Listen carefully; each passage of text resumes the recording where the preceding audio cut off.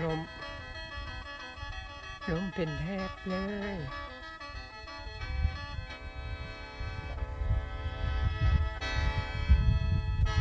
ไกลที่เป็นเกี่ยวแล้ว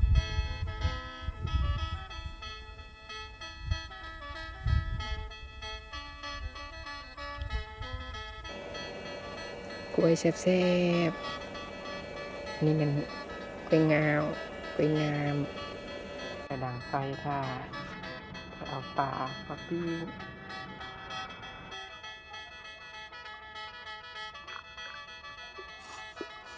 มันก็มากเลยนั่นเนาะอันนี้ครับ อืม ตามใส่หัวเสือแข่งบ้านน้ำเงิน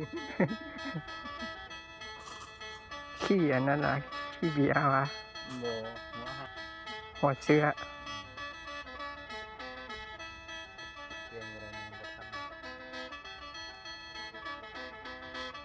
น้ำท่อน้ำดูด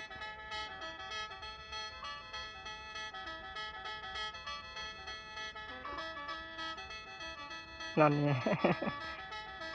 เบ็ดบกเกาะเบ็ดจะมูมีเกาะเลยที่ ำ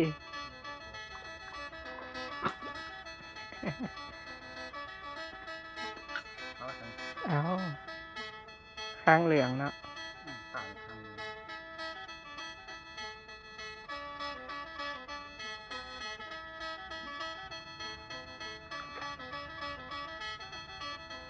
าง ตัวที่สอง เรื่องหมดเลย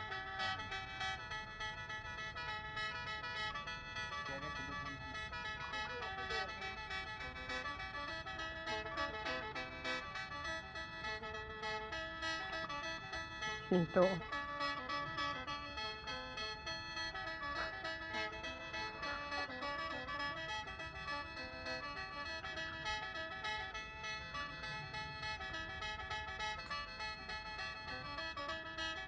็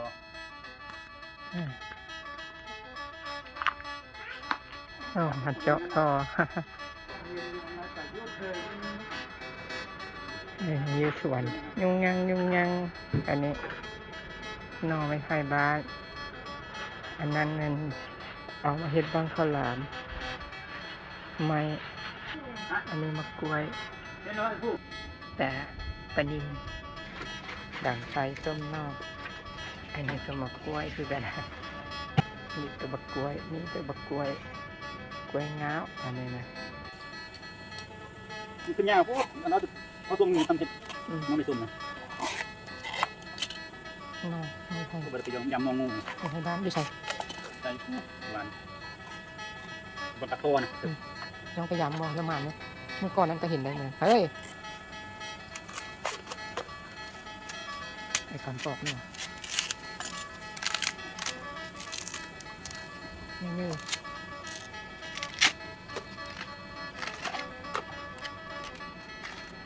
นอเที่ยวล่างเรียบร้อย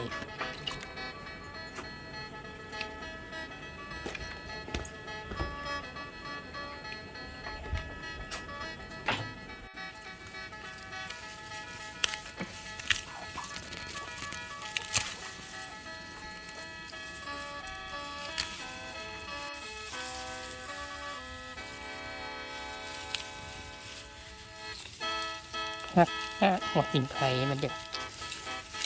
ยังบ่มีไผ่อับยังบ่ได้ขุดขึ้นโคนนะปิ้งปลาใส่ใบกะเพรา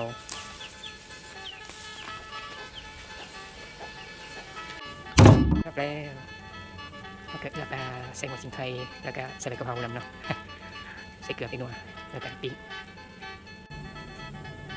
กันเลาะส่วนหัวส่วนปลา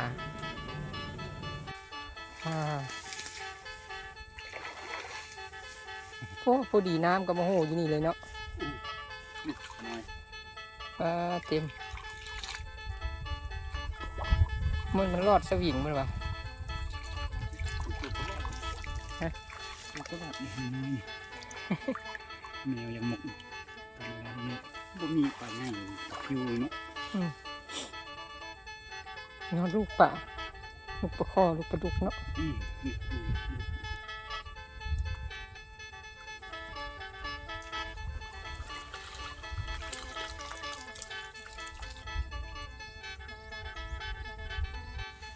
สอกกินบักซิดาก่อนนี่บักซิดายังไม่ได้มัดตัวที่มัดแล้วกับตัวไม่ได้มัดตัวมัดอย่างงามปี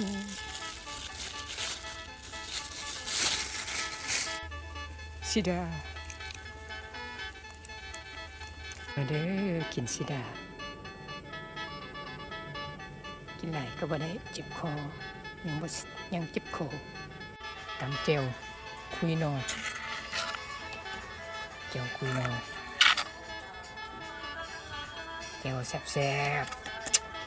ๆคุยกับนอกินข้าวสวย เอาเบียร์จากกล่องในทั้งสิ้น ปิ้งปลาจำเจล